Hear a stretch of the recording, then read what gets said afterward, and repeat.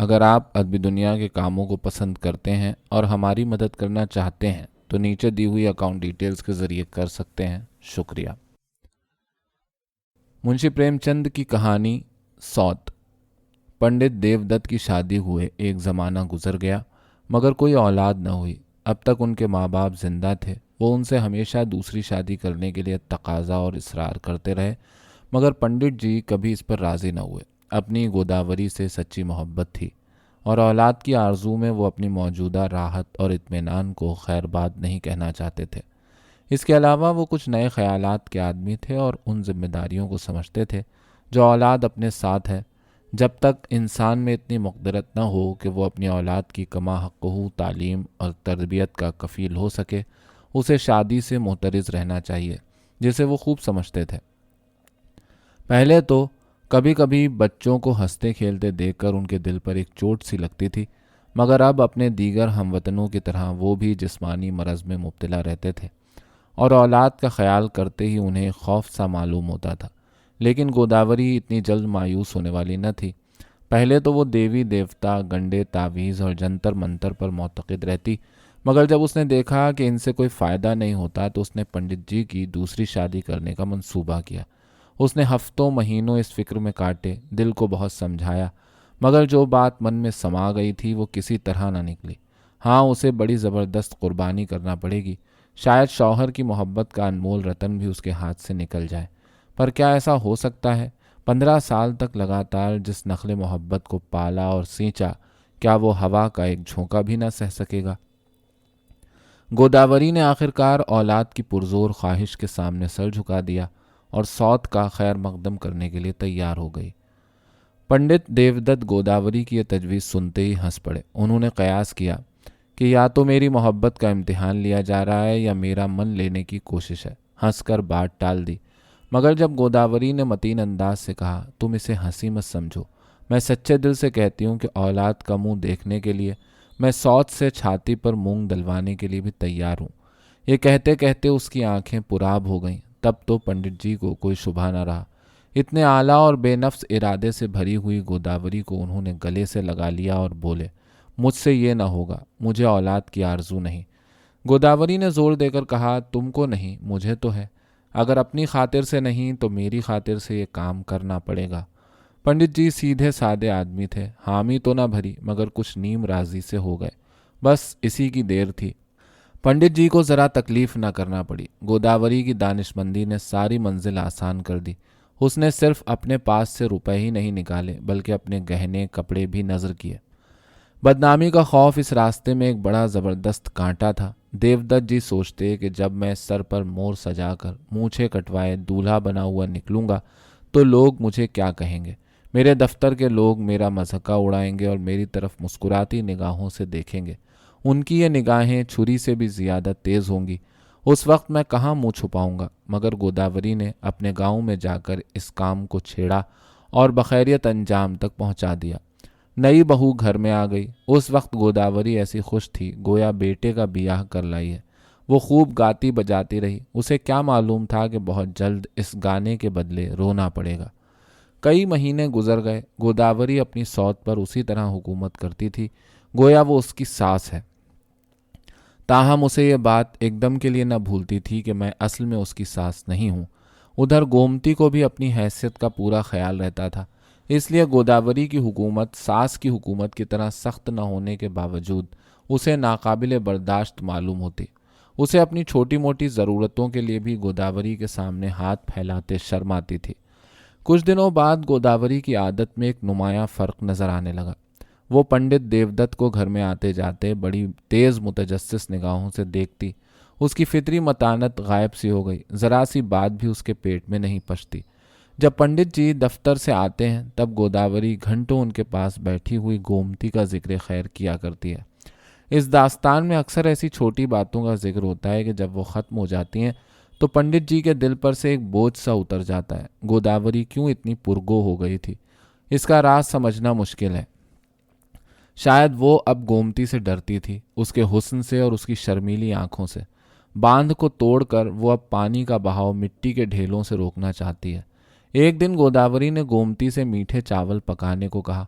शायद रक्षाबंधन था। गोमती ने कहा, शकर नहीं। गोदावरी ये सुनकर मुतहय्यर हो गई। इतनी शकर इतनी जल्दी कैसे उड़ गई?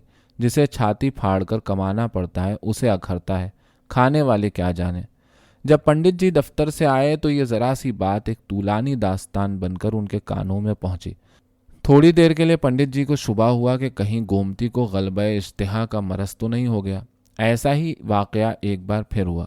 पंडित जी को बवासीर की शिकायत थी। लाल मिर्च बिल्कुल न खाते थे। गोदावरी जब खाना पकाती तो इस बात का बड़ा ख्याल रखती थी। गोमती ने एक दिन मसाले के साथ दाल में थोड़ी सी लाल मिर्च भी डाल दी। पंडित जी ने दाल कम खाई, मगर गोदावरी गोमती के पीछे पड़ गई। ऐंठ कर उससे बोली, ऐसी जबान जल क्यों नहीं जाती? पंडित जी सीधे साधे आदमी थे ही। दफ्तर से आए, खाना खाया, पढ़कर सो रहे। वो एक हफ्तावार अखबार मंगवाते थे, मगर उसे कभी कभी महीनों खोलने की नौबत न आती थी। जिस काम में ज़रा भी तकलीफ या तरद्दुद हो उससे वो कोसों दूर भागते थे। कभी कभी उनके दफ्तर में थिएटर के पास मुफ्त मिला करते थे, मगर पंडित जी उनसे कभी काम न लेते और ही लोग मांग कर ले जाते थे। रामलीला या और कोई मेला तो शायद नौकरी करने के बाद कभी देखा ही नहीं।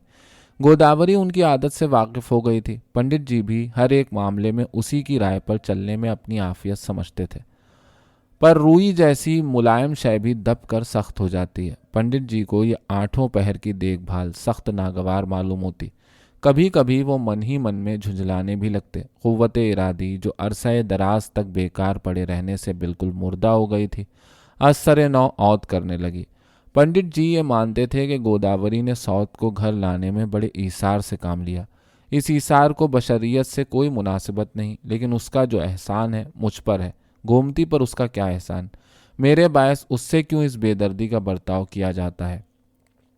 यहाँ उसे कौन सा सुख मिल गया जिसके बदले में वो ये फिटकारें सहे? शौहर मिला है वो बूढ़ा दायमुल मरज, घर मिला है वो ऐसा कि आज नौकरी छूट जाए तो कल नाने शबीना का भी ठिकाना नहीं। इन हालात में गोदावरी का जालिमाना सुलूक उन्हें बहुत नागवार मालूम होता। गोदावरी की आंखें इतनी कमबीन न थीं कि पंडित देवदत्त की कैफियत कल्ब नजर न आए। उनके दिल में जो ख्यालात पैदा होते वो गोदावरी को उनके चेहरे पर मोटे हरूफ में मनकूश मालूम होते। ये इल्म उसके सीने में एक तरफ तो गोमती के खिलाफ हसद की आग भड़काता था और दूसरी तरफ पंडित जी पर खुद गर्जी, बेवफाई और दगाबाजी का इल्ज़ाम आयद करता था। नतीजा ये हुआ कि दिल की कुदूरत रोज़ बरोज़ बढ़ती ही गई। रफ्ता रफ्ता गोदावरी ने पंडित जी से गोमती का चर्चा करना ही छोड़ दिया। गोया उसके नज़दीक गोमती घर में थी ही नहीं। वो अब न उसके खाने पीने की खबर लेती है, न कपड़े लत्ते की। एक बार कई दिनों तक उसे कुछ नाश्ता करने को भी न मिला। पंडित जी आराम तलब आदमी तो थे ही, सब बदउनवानियों को देखते, मगर अपनी आफियत के समुंदर में तलातुम पैदा होने के खौफ से जबान न हिलाते थे। ताहम यह आखिरी बेरहमी उनके गैर मामूली तहम्मुल बर्दाश्त के लिए भी कातिल साबित हुई। एक दिन उन्होंने गोदावरी से डरते डरते कहा, क्या आजकल घर में नाश्ते के लिए मिठाई विठाई नहीं आती? गोदावरी ने तुर शुरू होकर जवाब दिया, तुम लाते ही नहीं तो आए कहाँ से? मेरा कोई नौकर बैठा है? देवदत्त के दिल पर गोदावरी के ये अल्फाज तीर की तरह लगे। आज तक गोदावरी ने उनसे कभी ऐसे लहजे में बातचीत नहीं की थी।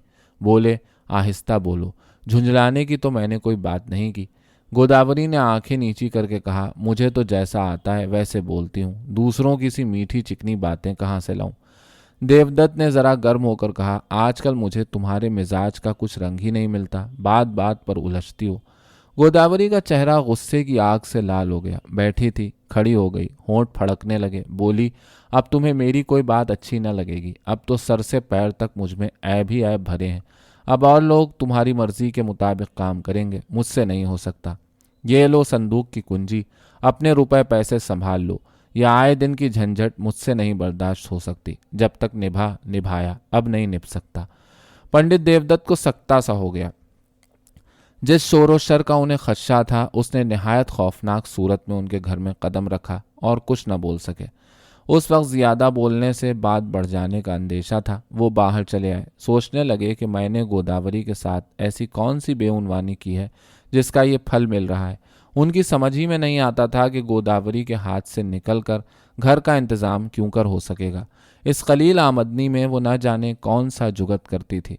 अब ईश्वर कैसे पार लगाएंगे? कुछ नहीं, उसे मनाना पड़ेगा। और हो ही क्या सकता है? गोमती क्या करेगी? सारा बोझ मेरे सर पड़ेगा। मानेगी तो, मगर मुश्किल से। मगर पंडित जी के ख्यालात बातिल निकले। संदूक की वो कुंजी जहरीली नागिन की तरह आंगन में 3 दिन तक पड़ी रही। किसी को उसके नज़दीक जाने की जुर्रत न हुई। चौथे दिन पंडित जी ने गोया जान पर खेल कर कुंजी उठा ली। उस वक्त उन्हें ऐसा महसूस हुआ गोया किसी ने उनके सर पर पहाड़ उठाकर रख दिया। आराम तलब आदमियों को अपने मुकर्ररा रास्ते से एक तिल भर हटना भी दुश्वार मालूम होता है। अगरचे पंडित देवदत्त जानते थे कि मैं अपने दफ्तर के बायस घर का इंतजाम नहीं कर सकता, ताहम उनसे इतनी ढटाई न हो सकी कि वो कुंजी गोमती को दे दें। मगर यह महज दिखावा था। कुंजी देखने को पंडित जी के हाथ में रहती थी, काम सब गोमती को करना पड़ता था। इस तरह खानदान पर हुकूमत करने का आखिरी वसीला भी गोदावरी के हाथ से निकल गया। अहले खाना के नाम के साथ जो इज्जत और वक़ार वाबस्ता होता है वो भी इस कुंजी के साथ चला गया। देखते देखते घर की मेहरी और पड़ोस की औरतों के बर्ताव में फ़र्क आया होने लगा। गोदावरी अब माजूल रानी थी, जिसका इख्तियार सिर्फ दूसरों की हमदर्दी पर रह गया था। खानादारी के इंतज़ाम में तगय्युर होते ही गोदावरी की आदत में भी एक अफसोसनाक तब्दीली आने लगी। हसद दिल में रहने वाली शय नहीं। हमसायों में रात दिन इसी ख़ानदान के चर्चे रहते। देखो तो दुनिया कैसी मतलब की है। गरीब ने ज़बरदस्ती दूल्हा बना दिया, जानबूझकर अपने पैरों में कुल्हाड़ी मारी, अपने गहने कपड़े तक उतार दिए, मगर अब रोते रोते आंचल भीगता है। सौत तो सौत ही है। शौहर ने भी नज़रों से गिरा दिया। बस अब लौंडी की तरह घर में पड़ी पड़ी पेट जलाया करे, ये भी कोई जीना है? गोदावरी ये हमदर्दाना बातें सुनती और उसकी आतिश हसद और भी तेज़ होती। उसे इतना न सूझता कि ये ज़बानी गमगुसारियाँ ज़्यादातर नफ्स इंसानी ही की खबासत से पैदा होती हैं। गोदावरी को जिस अमर का पूरा यकीन और पंडित देवदत्त को जिसका बड़ा खौफ था, वो बात ना हुई। खानादारी के मामलात में किसी किस्म की रुकावट नहीं हुई। हाँ, तजर्बा न होने के बायस पंडित जी के इंतज़ाम में वैसी सफाई न थी। कुछ खर्च ज़्यादा पड़ जाता था, मगर काम चला जाता था। हाँ, गोदावरी को गोमती के सभी काम बेढंगे नज़र आते थे। हसद में आग है, मगर आग की खासियत इसमें नहीं है। वो दिल को फैलाने के बदले और भी तंग कर देता है। अब घर में कोई नुकसान हो जाने से गोदावरी को रंज के बजाय खुशी होती है। बरसात के दिन थे, कई दिन आफताब न नजर आया। संदूक में रखे हुए कपड़ों में फफूंदी लग गई, तेल के अचार बिगड़ गए। गोमती को इन चीज़ों को धूप में रखने का ख्याल न रहा। गोदावरी ने ये नुकसानात देखे, मगर उसे ज़रा भी अफसोस न हुआ। हाँ, 2-4 जली कटी बातें सुनाने का मौका अलबत्ता हाथ आ गया। मालकिन बनना ही आता है या मालकिन का काम करना भी। पंडित देवदत्त की आदत में भी एक तब्दीली नजर आने लगी। जब तक गोदावरी अपने हुस्न इंतज़ाम से घर का कामकाज संभाले हुए थी, तब तक उन्हें किसी चीज़ की कमी नहीं खली। यहाँ तक कि तरकारी सब्जी वगैरह के लिए भी उन्हें बाजार न जाना पड़ता। मगर अब गोदावरी उन्हें दिन में कई कई बार बाजार जाते देखती है। खानादारी का इंतज़ाम ख़राब होने के बायस अक्सर उन्हें ऐन वक्त पर बाजार भागना पड़ता है।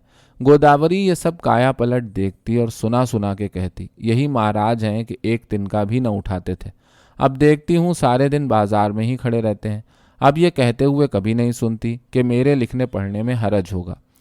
गोदावरी को एक बार इसका सबूत मिल चुका था कि पंडित भी खरीदो फरोख्त के मामले में बहुत होशियार नहीं। इसीलिए उसे जब कपड़ों की ज़रूरत होती तो वो अपने पड़ोस के एक लाला साहब से मंगवाया करती थी।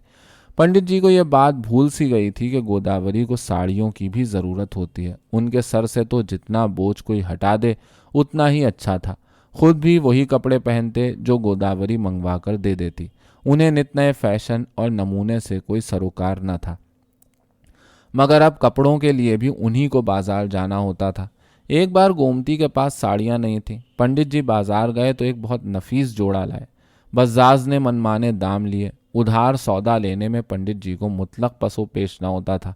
गोमती ने वो जोड़ा गोदावरी को दिखाया। गोदावरी ने देखा और मुंह फेर कर बोली, भला तुमने इन्हें कपड़े लाना तो सिखा दिया। मुझे तो 16 साल गुजर गए, इनके हाथ का लाया हुआ कपड़ा ख्वाब में पहनना भी नसीब न हुआ। ऐसे वाक़यात गोदावरी की आतिश हसद को और भी ज़्यादा मुश्तिल किया करते थे। जब तक उसे यकीन था कि पंडित जी फितरतन रूखे हैं, तब तक उसे इत्मीनान था।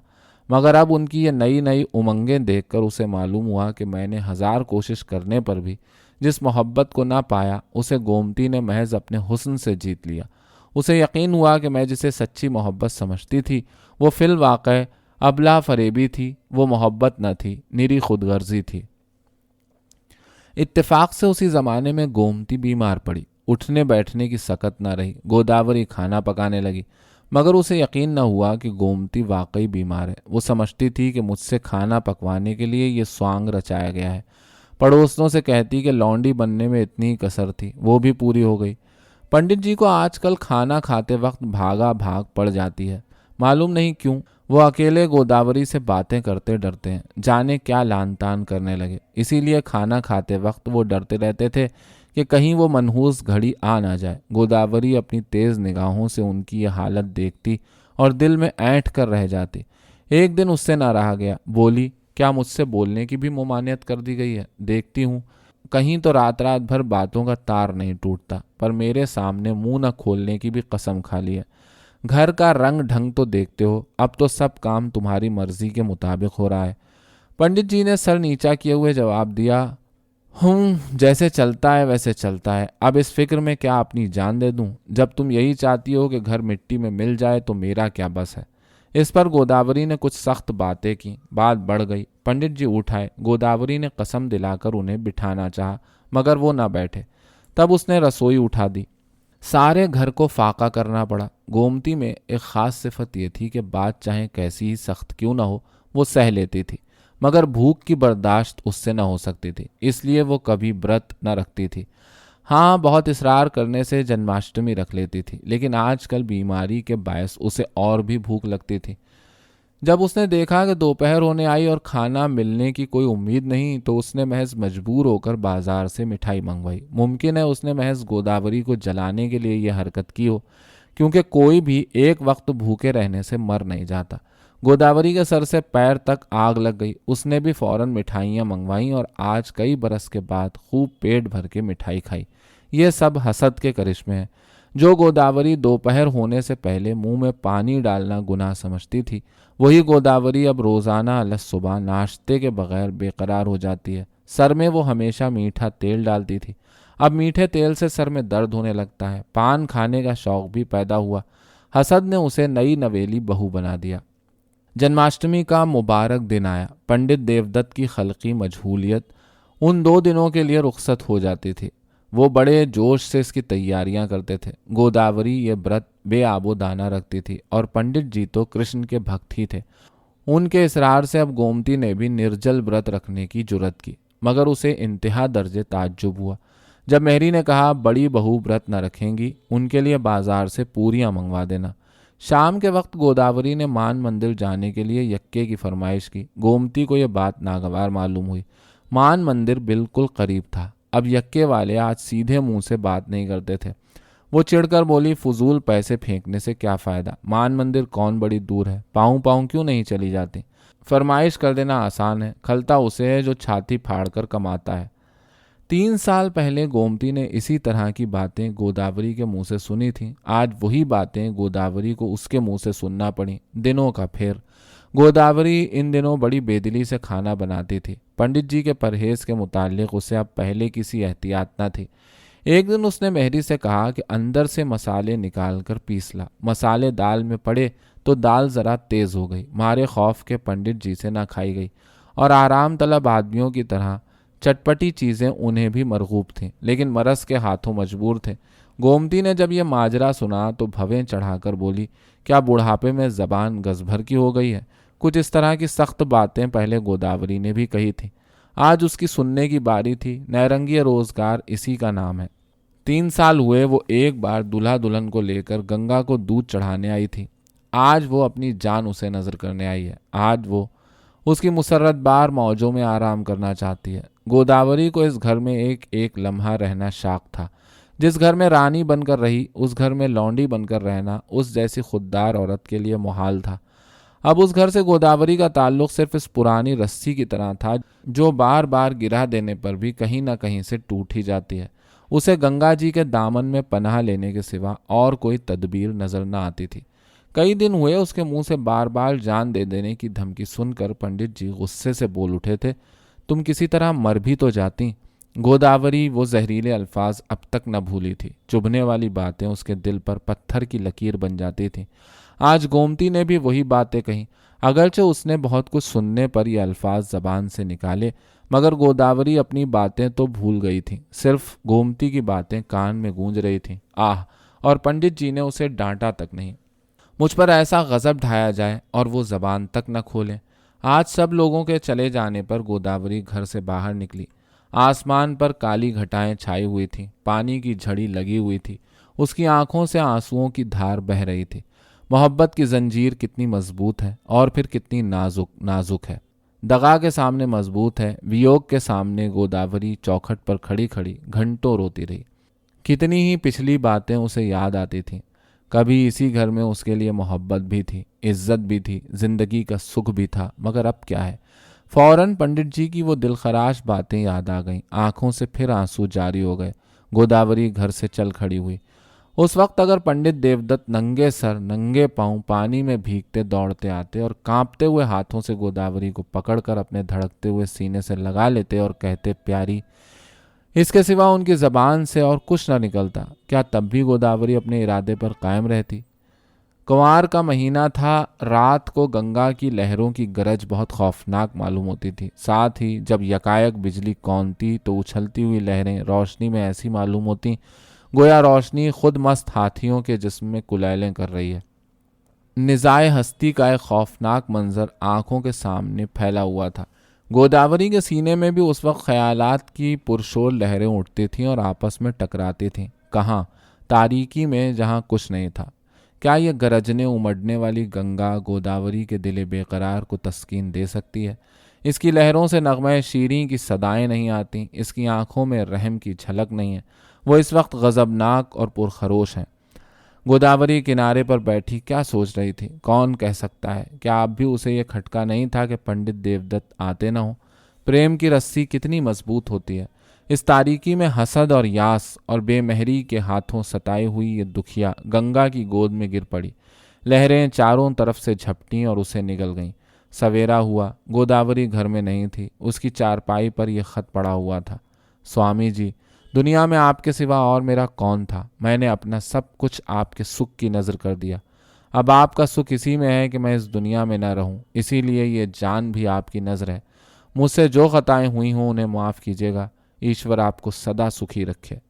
पंडित जी इस खत को पढ़ते ही गश खाकर गिर पड़े। गोमती रोने लगी, मगर मालूम नहीं क्या सोचकर।